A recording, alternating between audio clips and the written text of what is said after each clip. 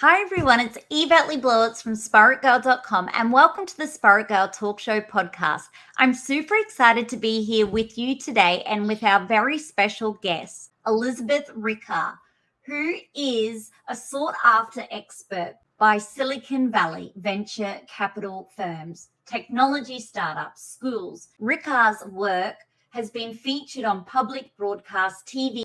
Ricker received her undergraduate degree in brain and cognitive sciences from MIT and her graduate degree in mind, brain, and education from Harvard.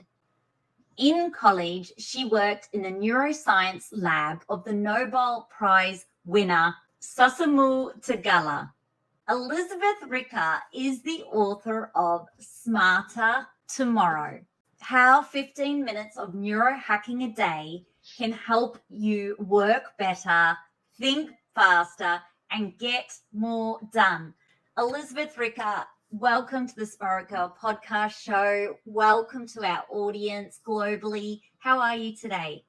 I'm doing wonderful. I'm very excited to be here. I want to ask you, how does it feel to have your book out globally? Oh, it's wonderful. It's just so exciting to get to share this with so many people around the world. It's a really funny thing when you're working on a book. You have just yourself and a few friends that you talk incessantly about this topic, and being able to hear from people all over the world over social media and email and everything. It's been so exciting to connect with readers. So yeah, I'm pumped to be here. Before we dive into your book, are you happy to tell our audience a little bit about yourself and what neurohacking also is?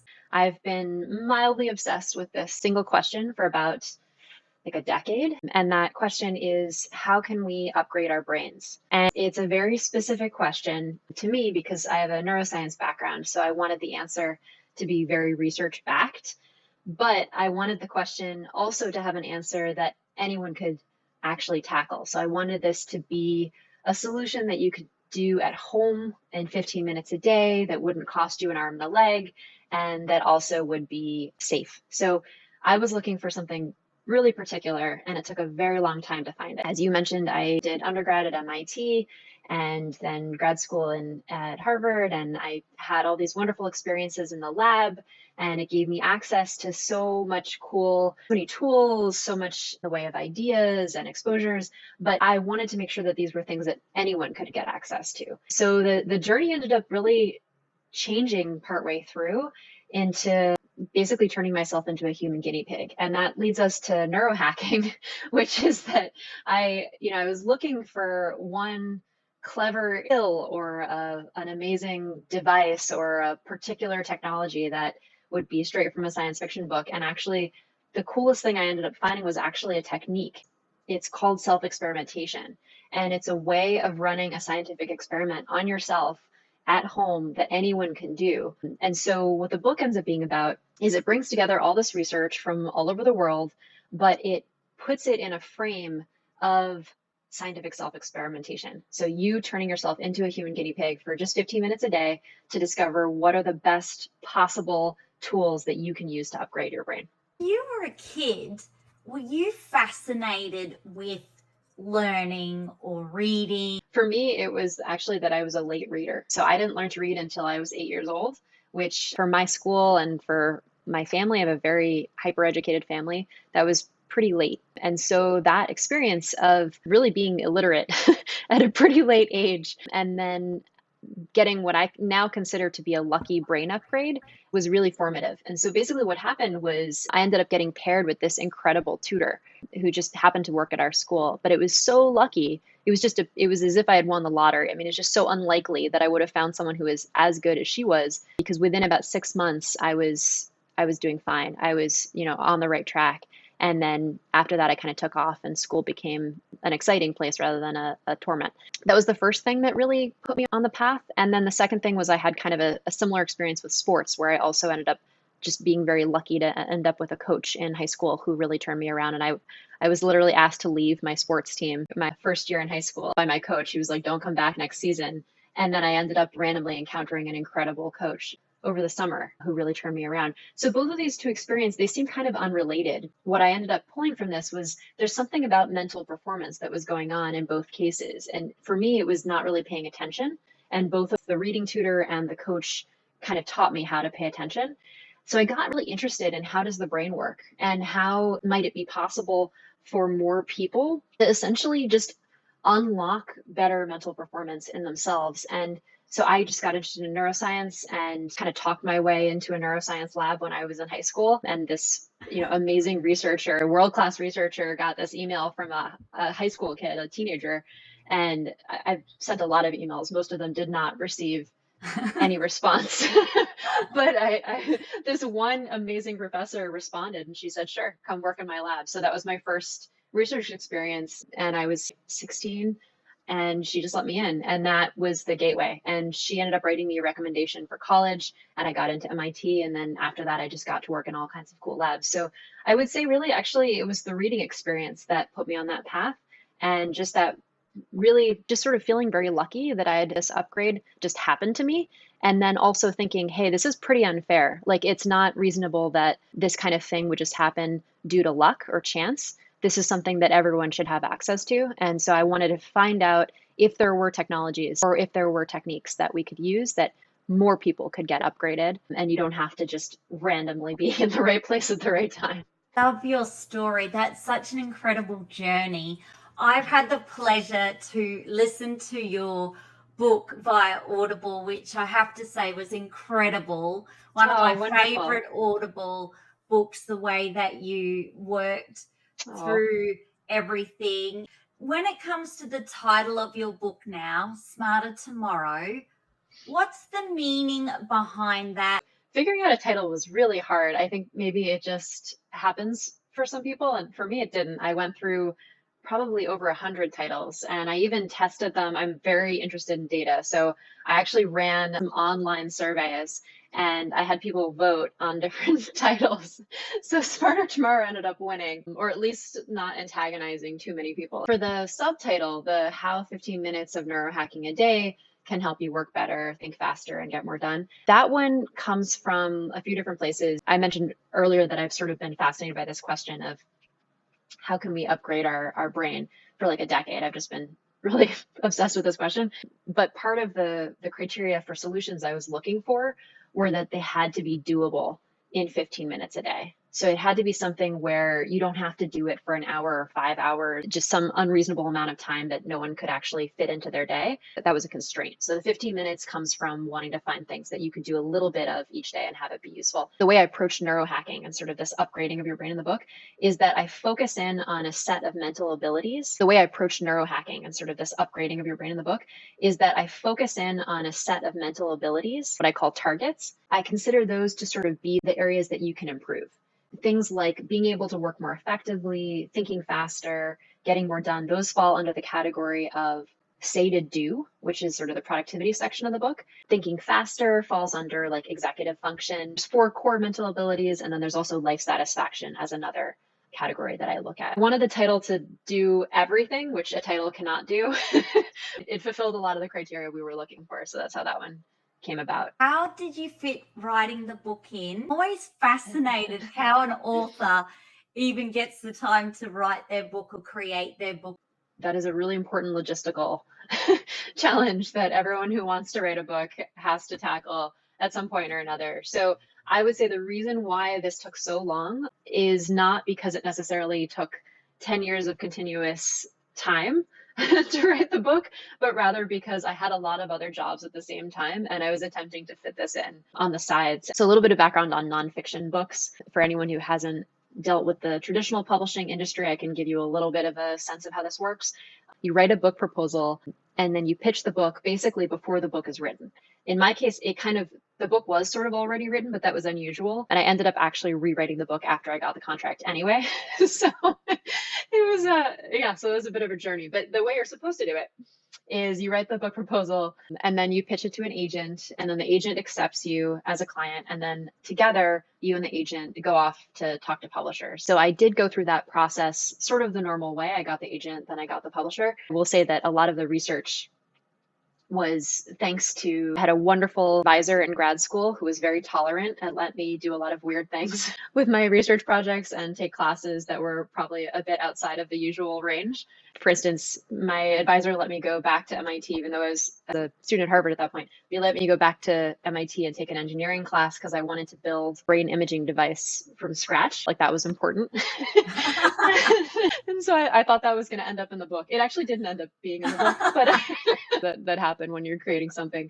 In short, the basic process when you're writing a book is you pitch publishers, and then depending on the size of the advance that they give you, you will or will not have to have a regular job at the same time. I was actually lucky that I was able to focus on the book after I got the book deal, but typically you have to do your job at the same time as you work on the book. So that is so incredible. I'm so glad you brought this book to fruition, because as we age, we're most concerned about our memory. Aging in the brain is such a huge topic. And I think, my book is not specifically focused on the aging brain, and there are some fantastic books on that topic. So I would encourage people to keep looking around for that. In terms of general purpose strategies, absolutely, you can use neurohacking pretty much, as far as I can tell so far. Happy to be disproven. It should work at just about any age. And that's because the principle behind it is very simple. It is, you start with a baseline of where you are across a whole range of different mental abilities, and then you look for where your bottlenecks are. So issues with memory and learning are super, super common as you get older. And what's funny is that people think it's memory and learning, but it's actually not. It's actually attention. Often what's happening is that people are really having an issue where they're not paying attention when they were supposed to have learned the material in the first place, and then they're feeling a bit anxious when they have to recall the information later. And then that anxiety is actually interfering with your long-term memory access. There's 3 quick hacks that if you're looking for something to improve your learning and memory. One is turn off all of the notifications on your phone and on your computer, with the exception of anything that is absolutely essential. And I mean really, really go into the settings on your phone or on your computer and go through each app. And it's going to be boring to do so, but many apps have a default to send you notifications. And if you turn those off, the beauty is that you won't miss it in a lot of cases. And the issue is that when you are attempting to do a task that requires deep focus, whenever you get interrupted, you lose that train of thought. And there's something called working memory. So the amount of things that you can hold in your mind at once. And whenever an interruption comes in, like a notification or someone texting you, someone calling you, whatever was stored in your working memory at that point is often now going to be just lost, right? And so you'll have to rebuild all of that from scratch. And that is so time consuming and so frustrating. So that's going to change your mood, and it's also going to slow you down in your task. And it's going to make you a little insecure because you'll be like, well, why can't I remember what I was just doing? And it's not really your fault. I live in Silicon Valley. I'm surrounded by people who make tools that are, in some ways wonderful and in other ways are making us worse at mental performance. So the first thing I would say is turn off your notifications, as many of them as you can. That will help a lot with your attention. Then the second thing is, people think of anxiety as a negative thing. It isn't always a negative. When you're learning something new, actually being a little bit anxious, not too anxious, right? But just being kind of alert, right? A little vigilant. That is actually a combination of mood and cognition that you want. And that's going to actually make it a little bit easier for you to learn something new, as long as you're not too anxious, right? But when you're trying to recall something where you're pulling on long-term memory, you don't want to be anxious in that case. You want to be relaxed. And that's going to be more conducive to calling up memories. So being mindful of your mood is actually a good way to sort of hack your cognition. I know it sounds counterintuitive because we're often taught that thoughts and thinking and cognition are sort of this separate world from mood and emotions, but they're actually not. Even in the brain, when you look at where the relevant neuroanatomy sits, they're right next to each other. It's all the hippocampus, limbic system, all these things are all talking to each other. And that's not the only places in the brain where you think about memory. The last one is if you're trying to learn something new, like a language or facts about something, there's this wonderful flashcard program that I talk about in the beginning of the book, and then it comes again later, that's built on an algorithm called spaced repetition, or a concept called spaced repetition. And it's essentially a schedule for when to get reminded about something. It is unbelievably effective. I mean, it is shockingly effective. It is probably one of the most powerful interventions that we have. And it's really, I think, a crime that more school children are not told about it, because in, randomized controlled trials, like proper scientific studies, it can be 200% more effective than conventional teaching methods. So it's really simple, just a way of, when you learn something, when do you get reminded about that piece of information? Well, the answer is you get reminded right before you're about to forget. And that just-in-time reminder system, it will save you an enormous amount of time in studying. And in total, it ends up being both more effective and more efficient. Wow. And what app? There's a bunch. There's some free ones. One of the best known is called Anki. And there's also another one that's a little more complicated called Super Memo, but it's quite nice as well. Those can be sometimes harder for people who are a little less patient and maybe aren't engineers. Things like Memrise, or I believe that Duolingo has a spaced repetition component to it, but I'm not positive. Anyway, there are a number of apps that are available online that do use spaced repetition as the algorithm for teaching you their content. My dream is that every app that is attempting to teach you some type of information that's what's called declarative knowledge would use this technology, because it's just it's beautiful. I mean, it's just really, really powerful. Literally, you'll get a notification of what you've been trying to study, or so repetitionally, it'll be going over and over and over throughout the day. I'm actually laughing now because you used the word notification, and then I'm thinking, oh no, now people are like, wait, did you just tell us to turn off all of the notifications? Yes, I did. But this particular one you should not turn off. It's very useful. I mean, you're absolutely right. That's the general premise. It probably won't be reminding you multiple times a day. It will probably remind you the next day or a couple days later. It depends on when you're going to be expected to perform in this particular task. And as an aside, it's just sort of a fun story. It actually happens in the very beginning of the book. I think it's in chapter 2. I talk about Roger Craig, who was for a long time the highest single day winner on the show Jeopardy, which I don't know if it's popular. A very popular show in the US. He just knocked it out of the park that particular day. And he later divulged what his secret to his success was. And it was that he had been using spaced repetition as well as a few other tools. And that really, really helped him memorize all the information he needed to win that day. So this isn't just nerds in labs who are using this. This is also people on TV shows and people all over the place who are using this stuff. So it's quite cool. That's incredible. So if we wanted to do a talk and we had to memorize facts and figures, that would be an incredible tool to use. And you love to set goals. How do you go about each year setting your own personal goals? That's a wonderful question. So I think I'm going to tackle this question in a couple different ways. So I'm going to tell you how I do it, but I'm also going to suggest a slightly different way for you to do it. And I'll explain why the double standard. So I'm constantly experimenting with new tools and new approaches for things, just because that's part of my research and that's part of what I do for my work. But I don't recommend that you do that all the time. I'm doing that for my work. I think if you have a normal life and you're just trying to fit goal setting in as part of your regular life, you want to have it be a consistent thing, an easy tool for you to keep going back to, and have a sort of rhythm to how you use it and when you use it and what you use. Address first what I would recommend for you, and then I can tell you some things that I'm experimenting with on the side. For most people, what I would suggest is write down your goals. That's really what the research tells us. And the reason why I say this is that there was a study back in 2015 where researchers were really curious about what is effective in getting people to actually accomplish their goals. As you may be aware, New Year's resolutions are often attempted with this grandeur and excitement. And, everyone's like, oh, I'm going to accomplish everything this year and I'm going to get it all done. And then the following year, they're a bit upset at themselves that they perhaps haven't accomplished all of those goals. And this is an unfortunately very common story.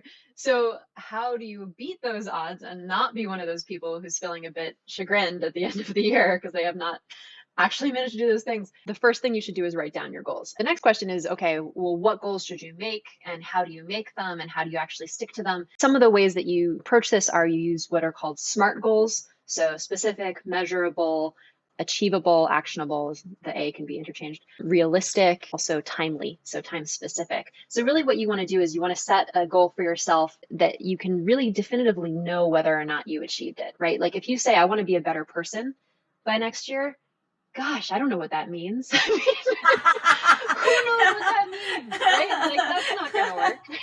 And the worst part of it is that if you're a really self-critical person, the next year you might actually be a better person, and then you just be like, no, I'm still not that good, right? When other people would say, actually, I think you're a much better person this year than you were last year. And then on the converse, you may be someone who's just really a bit full of themselves, and then next year you're like, oh, I'm a much better person, and everyone around you is like, maybe try again, So the goal is, it should really try to break it down and make it a bit more concrete. So it should be, in sports, we have a much easier time of it, because you can say, oh, currently I'm running a mile at this time, or I guess I'm talking to someone from Australia, so I shouldn't say a mile. I'm running the 10K at this time, right? Yes. And I want to be running it at this time by next year. So that's very measurable. That's nice. So when you're talking about things that are having to do with projects, then you want to try to break it down. Imagine that you're a project manager in a company, and you're going to be held accountable, like, for your supervisor. Imagine giving a presentation to someone and having to put your answers on a slide deck. That's the level of precision that you should really try to take with these things, because that's going to work best. So the first thing is write it down, make the goal smart, right? The second thing is write it down. And then the third is actually work with an accountability buddy. And for me, that was one of the best ways that I found to keep myself on track, even when I was writing this book. And you want to do that in a very particular way. So you want to have weekly check-ins, or whatever frequency of check-in works best for you and your buddy, but make it consistent. And also, you want to have fairly detailed progress reports. If you have a good relationship with that person, which honestly, I don't recommend you set up an accountability partner where you don't have a good relationship with them, right? Like, if you hate being around this person, you're not going to really show up for those accountability check-in meetings. It's just not human nature, right? So it should be someone that you don't feel so comfortable with that they'll let everything slide, but also not someone that you're terrified of, where you can't be honest. That's the thing. You want to have those check-ins, and you want to have clear progress reports. And then the last thing is, this is a bit counterintuitive, but we all make mistakes. And if you slip up, right? Let's say you had a goal to do your 15 minutes of neurohacking each day, and you last week intended to do it 5 times and you only did it 3 times. Okay. So you feel bad about that. And then you admit this to your accountability buddy. You want to establish a relationship with the accountability buddy where both of you can be honest with each other, but also you accept slip ups, right? And you don't become so self-critical that you don't want to try again. Because the key is, when you fall down, you just absolutely have to get back up and try to analyze what prevented you from doing it last week. Why weren't you able to do those additional times? And debug it. Get systematic about figuring out how next week you're not going to repeat that mistake. It's about looking at as a process and understanding that goals are where you want to end up, and you want to break down all of the milestones necessary to get there, but you also have to be reasonable with yourself so that you actually keep at it. Because the big thing is that people often set themselves very unreasonable goals, and then they just give up because they're overwhelmed. And it's not just sad and unproductive, it's just not the way to get the job done. So ironically, by being kind, you will be more productive and effective. Thank you for sharing that. That was just so beneficial. Can you share with us now how you actually track your own goals? Okay. As I mentioned before, I'm constantly tinkering with different new tools, and I'm actually lucky. My husband is an engineer, so he often gets in on it too, and he builds things. So we've been playing with this app internally that we might release. I'm actually working on neurohacking tools that I'll be releasing on my website that include things like tracking your time and your productivity as well. So if anyone's curious about that, you can just go to my website. That's ericker.com. But the kinds of tools that I tend to play with are everything from time tracking tools that get used at software companies. Like, I've recently been using Toggle, which is fun because you just press a little button and then it immediately allows you to record the fact that you're working on a particular thing, and then you can start, stop, and get really minute specific resolution on what you're doing day to day and look for trends. But I would say that the go-to, beyond all the different apps and tools that I experiment with on a daily to weekly basis, really like the sort of standby that I use is actually Google Sheets and Google Docs and Calendar. And I use this for a number of reasons. They're free, for one.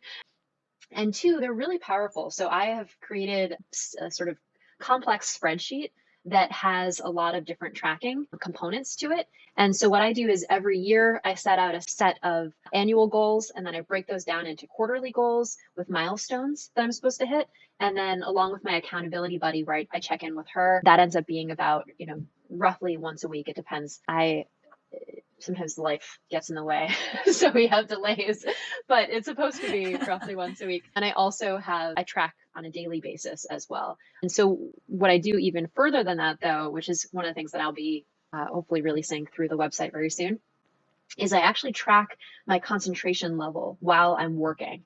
And that's been hugely useful, because what I find is that, let's say I'm looking back on last week and I discover that I worked, say, like 15 hours on one particular project. If I was only a high focus level for a quarter of that time, or less, then I can expect that that project is going to take me a lot longer. If I'm able to have a really high focus level, like let's say I go into flow, which is this very special state where you're kind of like in the zone, things are just really coming together, and I can expect that whatever that project is probably going to happen faster, right? Like I'm probably going to hit my deadline sooner, maybe. Or maybe it's just I'm going to end up going down some rabbit hole and really creative and come up with something ridiculous, and then maybe I'll go behind. But it's a very useful tool for insight to see how I'm doing on any given project, because if I'm really distracted, then often that's telling me something about if it's going to stay on track in terms of the deadline. But it's also very useful because it tells me something about the motivation. Where am I personally on this project, and is this still a really high priority thing for me? So having that kind of self-insight is really only possible if you do self-tracking in a really intense and systematic way. But part of my goal in writing this book and working on these tools is to make that as easy for other people as possible, because not everyone is as endlessly fascinated as I am about this stuff, and they want it to happen more passively. So I also rely on my smartwatch and my various passive devices to keep track of things like my sleep or my heart rate, or what I'm eating, or various things like that, so that I can see how that affects my mental performance too. I love how you love spreadsheets, how I you do. monitor It's true. everything. I really do. Concentration and focus is one of the many challenges. I speak to a lot of younger people, Yeah. particularly they're in high school, and one of the yeah. areas they really struggle is focusing Absolutely. on one thing and attention. It's interesting that you mentioned that. I had a high school intern. I run a DIY neuroscience, citizen neuroscience organization in San Francisco called Neuroeducate. And so she was an intern. She was fabulous. We ended up working on a project, and she ended up presenting it at a research conference and everything. Just wonderful girl. We ended up running an experiment with her. So she was neurohacking and she was tracking herself. And one of the things that was fascinating was that she was commenting on exactly what you just said. She was saying, I'm surprised where I'm working at my computer, I'm doing something that I know I'm interested in, and I'm just having such a hard time paying attention. And sometimes it was things like notifications, which we already talked about. So I told her, you need to turn off the notifications. That's going to help you. But some of it was also just ruminating about things that were bothering her, or things that she was anxious about, and she was having issues with mood. And I mean, come on, she's a teenager. She's allowed to be, she's allowed to have some challenges with her mood. Like that's part of what being a teenager is. It's just learning how to handle your emotions and dealing with just a lot of really big feelings. But yeah, I think attention is something that many people struggle with. The good news is that there are a lot of tools that we can use to help us with that. And they start by tracking themselves. So that means, over the course of a week, say, you can take a test each day that can help you assess where your attention is at. And then you can also, throughout the day, check in with yourself periodically and say, where is my attention at? And there are specific tools that you can use that will check in with you at random times during the day and just send you a text message and ask you about something related to your mood or something related to your attention. And then you can look at that data at the end of the week and say, okay, where am I getting most distracted? Where am I struggling with this? So that's the first step, is baseline, figure out where you are. The next step is figure out what are some interventions that could help. So I have multiple chapters on interventions. One of the big ones is exercise. For me, actually, in high school, I discovered that one of the biggest brain upgrades that I got was actually from becoming an athlete. And ironically, during the year that I was a varsity athlete and I was competing, I went to the Junior Olympics, I went to, all these national competitions, I was ranked in the top 20 in my country, and I had all this stuff to do outside of school. On top of that, I was taking all of these very challenging math and science classes. I actually got the best grades that year that I had relative to previous years. And it was kind of confusing to me. So then when I went to college, I was like, was this just a weird fluke? Like, why did this happen? And it's actually not that surprising, because when you look at how the brain responds to exercise, and I was getting an enormous amount of exercise because I was training for hours and hours a day, it's actually not that surprising. Some of the benefits that you get from particular types of exercise actually show up, especially in areas like science and math, because they seem to have a particular benefit to spatial reasoning. But that's just sort of, one side. For me, I think a lot of it was attention. Okay, what do you do with attention? How do you improve your attention? I would say, start with something that you can commit to each day. Do 15 minutes of neurohacking a day and test your attention right before, then do your intervention. In this case, it could be exercise. Doing a HIIT exercise, the 7-minute workout, is really popular in the US, but it doesn't really require much equipment, and you can just do it in your regular clothes, and it takes 7 minutes. So it's pretty fast. Obviously, check in with your doctor if there are any potential concerns there. You shouldn't get yourself injured. Doing a quick exercise, even going for a walk. One of the chapters I talk about creativity, and in the exercise chapter, I touch back on this. And one of the best interventions you can do for boosting your creativity is literally go for a walk. There's a beautiful series of studies that were done out of Stanford recently that looked literally at how do you scientifically study whether or not going for a walk outside makes you more creative. Well, they did it. So they actually found that it provided a measurable boost to creativity, just going for a walk for a short period of time. I'm cheating because I'm talking about creativity and you asked about attention. In both cases, exercise can help a lot. And then I talk ultimately in the book about sort of 7 different interventions that have particular value across the different mental abilities that I talk about in the beginning. And the other one beyond exercise is really a favorite for me if you're focusing on attention, is something called neurofeedback. And neurofeedback is this seemingly like futuristic, almost sci-fi idea where you're attaching a device to your head and it's reading brain waves out, right? So it's reading the electrical current from your neurons firing, it's sort of muffled a little bit through your skull. And then it's using those signals to then create a feedback loop. A very common way of doing it is you listen to sounds that are then related to what is going on in your brain. And it sounds bizarre and it doesn't sound even possible, but it's actually something that's been very well studied for decades now. And it's been seen to be quite effective if you use it in conjunction with someone, say, having a diagnosis of ADHD. And so it's been really vetted for that. There are at-home versions of it. There was actually an FDA-approved assessment of ADHD that related to brain waves, and it uses the same underlying technology, which is called EEG, to look for very particular patterns that can be specific to ADHD. And so then using related technology to actually treat it is kind of a cool way to bring it full circle. This is so incredible. Yeah, it's neat stuff. I mean, neurofeedback is very cool. So many different interventions, though, that you can really work to improve attention. Meditation is obviously quite a popular one, too. But I think for all of these things, it's really about you need to test it repeatedly to figure out whether it's working for you. And that's the big, big thing that I focus on. And I try to probably repeat a few times in the book is there is not a one-size-fits-all solution for all people. For one person, meditation will be life-changing. For the next person, it will do nothing. And for one person, exercise will just be unbelievable. And the next person, it's like, well, I already run marathons. Like, I don't need to do that, right? You have to learn how to run these self-experiments on yourself. And I describe a 12-week program where you can test it out very systematically.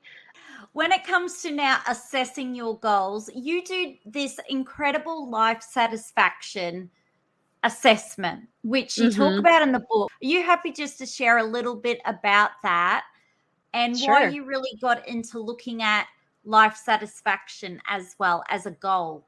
I had been tracking my what I call say to do score for years, and that's kind of what it sounds like.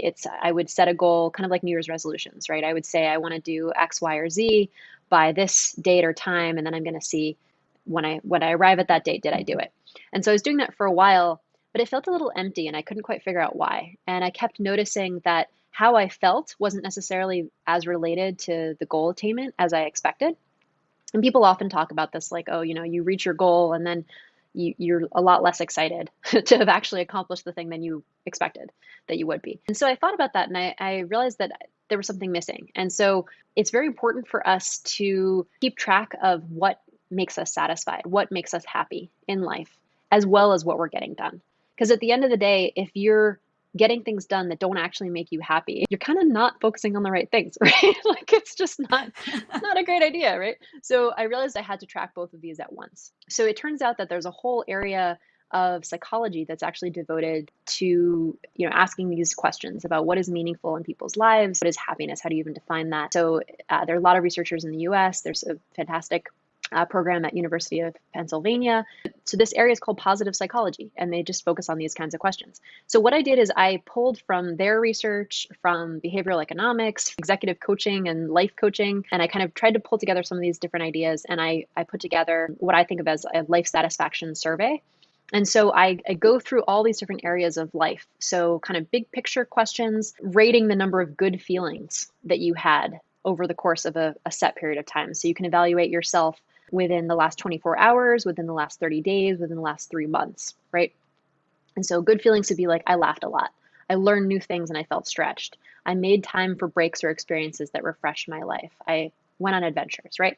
That's one example. And so there's 11 different categories, and they range from, relationships, health and appearance, physical space, your work, your professional, and then also your life overall. So in each of these areas, you give yourself a number and you track where you are relative to where you think the best possible it could be for you, right? And it's very personal because, again, my 10 is going to be different than your 10, right? If we're thinking about it on a scale from 1 to 10.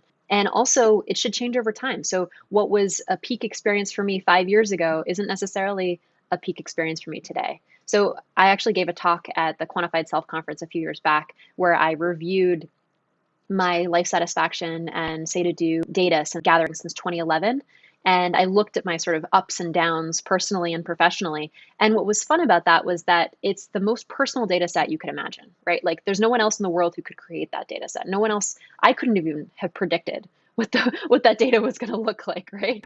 Like I had no idea. And so it's only in hindsight that you look back and you see those patterns. But it's really fun to gather this data. I mean, I know it sounds really nerdy and it's like weird to get excited about spreadsheets and whatnot, but taking the time for yourself to answer these questions and just, 15 minutes a day to do it can give you tremendous insight into what actually makes you happy, because otherwise you're left with, what else can you do? You read listicle articles, you read like top 10 things that will make you happy on, New Year's Eve. And it's like, maybe they'll make you happy, but if instead you had something that was much more specific to you because you've been gathering that data, you can say, aha, I know definitively, I know from data, I know from proof, 4 out of 10 of those things would not work for me because I've tried them and they don't work. Right? So you can really be a scientist about these things and you can be skeptical, but you can still be really open-minded and be willing and excited and curious to try things for yourself. And so that's how I approach the question of life satisfaction and trying to be systematic about making your life better, but also realize that you're going to be wrong a large percentage of the time. There's so many things where I have started an experiment and been convinced that I'm going to get a particular answer and then I don't get that answer. I'm like, okay, well, great. I was wrong. Let's try something new, So I you just love it. keep trying. You're teaching us how to become self-aware. Yeah, exactly. But by using tools or techniques or strategies or really checking in with our own self. Yep. And I don't feel that we do that enough. We're always looking outside of us. We're always looking at what is someone else doing? What are they doing? Oh, maybe what they do will make us happy. Totally. But what I really love about your book, Smarter Tomorrow, is it's all about running our own experiments, but figuring out what's working and what's not. You are a mum. You've got your book, Smarter Tomorrow. You love doing your 15 minutes of neurohacking a day. How do you actually take care of yourself, and what are some of your self-care rituals? One of the things I constantly hear from mums is I don't have any time for myself. Yes. I don't have any time for self-care. How do you fit self-care in to your life? The first thing is, yes, being a mom is amazing and wonderful and like the greatest privilege, but also you have no time at all. So what I've done is I have a standing event that I have on my calendar, and it's from 12:30 to 12:45 a day. And that is to run a 15-minute neurohacking experiment. And so having it just be 15 minutes is really important because I don't have a lot of time, right? And so what I end up doing changes during that period of time. If I'm running a systematic experiment, then it's a very particular thing. And I talk about how to do that in the book, how to randomize, how to set it up as a proper randomized controlled trial. There's a lot of detail in chapter 4 in particular, exactly how to set up an experiment and even a calendar for exactly how to do it. What you're going to be focusing on and what you're trying to improve can vary. So for instance, I was feeling a bit stressed, just full disclosure, in the lead up to the book launch, because I'd been, working on this thing, excited about this topic for 10 years. And I was just like, I have no idea how people are going to respond, right? Like, I don't know if anyone's going to read my book at all. Like, is this going to be an utter, flop, or are people going to get excited? Like, I just didn't know. So I was feeling very anxious. And so I realized I need to do something about this. So I started testing out different therapy apps, and there are wonderful offerings available now. I mean, this is one of the beauties of being alive in 2021 is on our little devices, we can access a therapist, even in lockdown, even in the middle of COVID, you can text with a therapist or you can do a video visit. So that was tremendously valuable. And then there's a friend of mine who created this anxiety specific app. Or at least they have a large focus on anxiety, which is Mind Ease. And it's a 10-minute intervention. So you go in, you take a little test to assess where you're at with your attention. And then there's a 10-minute intervention of some sort. It could be cognitive behavioral therapy. It could be a meditation. It could be journaling, whatever. And then at the end, you take a test again to see, okay, now where is my anxiety level? And it's so cool to see your anxiety level go down. Right? Like it's cool. You feel this great sense of accomplishment. So that was one thing. That's something that I've been playing with recently, and it's been really helping. So I mean, I'm such a fan of having apps that help specifically with mental health. And even as a mom who is very low on time, I think being able to fit it in and schedule it just like you would a meeting with a colleague, or just like you would trying to have that check-in with anyone that you work with. We all try to be very disciplined about our professional lives, but we also need to schedule in and put on your calendar those things that tune up your mind, because you're not going to be able to be effective at anything that you do, be it, being a parent or being professional or being, part of a family, whatever hat you're wearing, whatever role you're playing in your life, you need to be there with your full mind and the best version of yourself. So you owe it to yourself to give yourself those. I think 15 minutes of neurohacking doesn't seem too hard, right? Like, you should be able to find 15 minutes. Yeah, I love that. I love your book, and I'm so happy that you're 10 years of wanting to bring this together so that everyday people anywhere in the world can actually discover like the new techniques, tools, apps, ways that we can upgrade our brain to create a better future. It's so nice to be able to think faster, or be able to focus your attention more, or be in flow. And these are just everyday skills that can benefit all of us just to live a happier, healthier, more attentive life. So your book is incredible. And I'm so happy that you brought this out, because it's so fascinating. It really just opened my mind up to how much potential we all have to become self-aware, but to work on our own attention, mental abilities, productivity, creativity. And you really talk about in the book creativity, how it's now going to be a skill that we can use on complex issues like climate change, pandemics, businesses. And there's so much in your book. Your audio book, by the way, is incredible. One of my favorites. I got the pleasure of like driving on the Australian highway listening, and I love how you are talking in it. And then I had such fun with that. It was really phenomenal. It's a great process. Audio book's incredible. One, you're in it. There's like little challenges. You then have two other people as well. Yes. So there's a professional narrator who's done, just tons and tons of audiobooks in the past. She's fantastic. And then there's also my sister, who actually I roped in to help out with it as well. And she's actually an actor in LA. So I thought she'd be a good fit for it. And when we were kids, we used to do accents together, and we used to do all sorts of fun mini performances. And she's always been amazing at this kind of thing. So I thought I had to include her. So she's doing sort of her best Vanna White version for parts of it.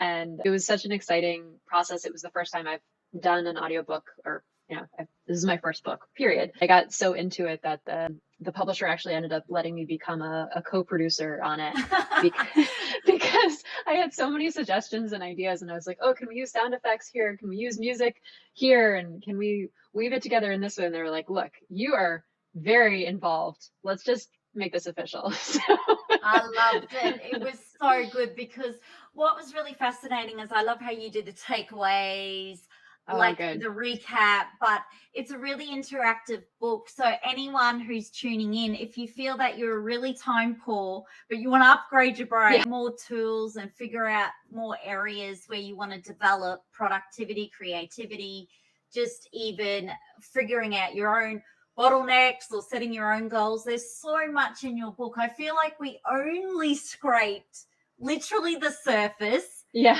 literally just even a little bit, but I really Yeah. hope for the listeners that it's inspired you to really get curious and look at your own life. And obviously, when it comes to the 15 minutes of neurohacking, would you Yeah. recommend, because a lot of us struggle with time management, Sure.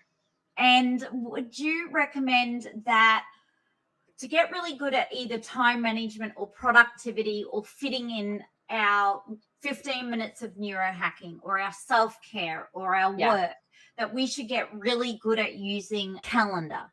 That works well for me. I'm kind of averse to saying that any one given intervention is going to be the best for every person. And the most obvious thing seems to be, oh, you go at a specific time. You do it a specific time every single day. And actually, counterintuitively, that was not the finding. The finding was that the group of people who ended up sticking with the habit long term, even beyond the period that the study was being rewarded for, when people had to actually just keep doing the thing after the study had ended, if it was a little more flexible, it actually worked better.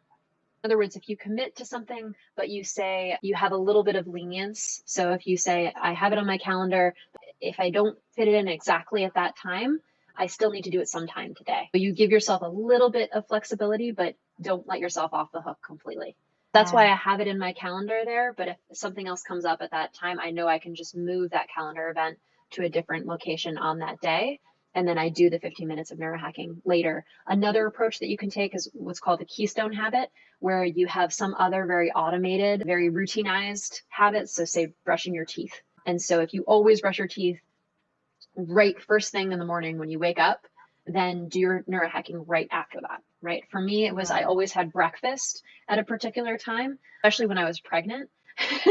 After I got past morning sickness, then I would always have my breakfast. And then right after, I would do my neurohacking, right? So whatever it is for you, you find the thing that you're very consistent about, and then you do the neurohacking right after because you know, oh, that's coming up next. So that, or put it on the calendar. You have to figure out the thing that works best for you. But for each of these things, you take your hypothesis and then you test it, right? It's how we approach things. Basically becoming a DIY neuroscientist, right? So you have your hypothesis. My first hypothesis is I'm going to do it on the calendar, 12:30 to 12:45. And then if I find after 5 days that I'm only doing that half the time, now I try a new hypothesis. And that is that I have it on my calendar, but I allow myself to fit it in somewhere else during the day. So that's another approach. So that's kind of the general way you want to do these things, is you think about the overall concept and then you try to apply it for your particular life. I could seriously talk to you all day about neurohacking. And one of the things I love it. in your book is you want to do all of the exercises. Like I know. when you share all of the tools and the tips and the assessments and things that you can do to upgrade your brain, it's like a kid in a candy store. You go, oh, Totally. I need to do that. I need to do that. I need to do that. Would you recommend we would just focus on one thing first? So if we wanted to, as an example, focus on concentration or attention, we just tackle one specific neurohacking area and develop that first before trying to do maybe 10 a week or exactly, getting really overwhelmed. Totally. Yeah, you nailed it. So I kind of keep harping back on this, but I have this 12-week program that I talk about in the book, and it's actually pretty specific. So it says you go through your baseline period where you assess your various mental abilities. Four that I focus on are executive function, emotional self-regulation, and then learning and memory is one bucket, and then creativity. And then you also look at your state of do and your life satisfaction. Okay, fine. So that's your first week. You baseline. Then you pick your bottleneck, right? Like you pick one area that you really want to work on. And then you go and look at the intervention. So that's the tools like exercise, neurofeedback. And then there's a whole bunch of different ones that I have as offerings, kind of like a menu. And then you can flip to the Yes. end of the book, or if you're in the audiobook, you go to the bonus PDF and you can find these 15-minute self-experiments, and you go to the section that's for your particular bottleneck that you're working on. So let's say you're looking at creativity, flip to the creativity section. Then you'll find all of those recipes basically for these 15-minute self-experiments. And then what you're going to do for the next few weeks, and you follow the program, is you just do that one 15-minute self-experiment every single day. And what's fun about it is that actually, because there's this thing called randomization, which I talk about in the book, and as scientists, we use this all the time, you're actually going to get to toggle between two different things. So you're either going to be doing intervention A or intervention B on any given day, and you don't even necessarily know which one you're going to be doing, depending on which version you do, or you're doing it every other day. It just depends which version you're doing. So you're going to be just focusing on this one thing for a few weeks, and then at the end of that 12-week period, then you reassess and you say, okay, is this still a bottleneck for me? Do I want to keep using this intervention? Did I really see a benefit? Okay, if I did see a benefit and it is still a bottleneck for me because I've reassessed all these other areas and it's still a bottleneck, I'm just going to keep doing the same thing again. But maybe at the end of that 12-week period, you say, no, actually, this isn't a problem for me. I fixed it, right? It's time for me to do something else. So now I have a new bottleneck, a new area to work on. I'm going to try new interventions, and I'm going to go back to that 15-minute self-experiment like cookbook and pick a new set of experiments to do. And so that's kind of how you go about it. You don't do 10 different interventions all in 1 week Yes. because it's the problem with that. It would be fun. You could totally do it if it's just for fun, if you're just enjoying yourself.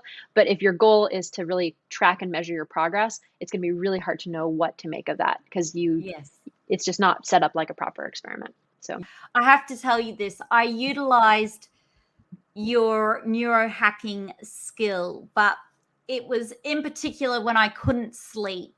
And what happens is sometimes when the brain is thinking, it's ruminating, or it's just wide awake with thoughts, I thought, right, I need to tire this brain out. So I did the letter R, and I go through that, and then I change it by about 3 letters. I was out like a light. What's your hope for your book readers and audio listeners? Well, I guess my hope is that they'll trust me to become their neurohacking guide. It would be just such a deep honor. And so it would be fantastic if you wanted to try out my book. It'd also be wonderful to stay in touch over my website. I'm going to be cooking up a lot of new tools and wonderful updates over the next little bit. And I would love to have you join me in that journey. I mean, my hope is that really everyone becomes a neurohacker, because I just think that our world would be better if we could all just be better versions of ourselves and unlock more of our potential. So I hope you join me on that on my website, and that's ericker.com. And also by reading whatever version of the book you want, the Kindle, audiobook, print version, whatever, and that's Smarter Tomorrow. Thank you, Elizabeth Ricker, for all of the work you've done to create Smarter Tomorrow. Thank you to the team at Hachette. Little Brown. They've been amazing. Thank you to the team at Hachette, and to your family and friends and colleagues and mentors and everyone that's been involved in the book. I know it takes a lot of people been more than a village to bring it together. And I'm so happy it's going really well. It's getting raving reviews, and we are so curious about how to hack our brain, how to upgrade our brain, how to become better human beings, and just better within ourselves, both in our personal life and professional life, and just in life in general. So thank you so much. I could talk to you forever. I'll have to have you back on the podcast show. I would love that. Can do some more neurohacking. Thank you again. I'm so, so grateful that you've spent so much time with us today and the Spirit Girl community. Thank you so much, Elizabeth. Thank you. It's been such a pleasure. Really has. Thank you. We'll say goodbye to Elizabeth Ricker, but I want to thank all of the Spirit Girl community for tuning in. I would be super grateful if you would share this podcast show, leave a 5-star rating and review, and to tell someone you'd love to. And together, let's feel good from within.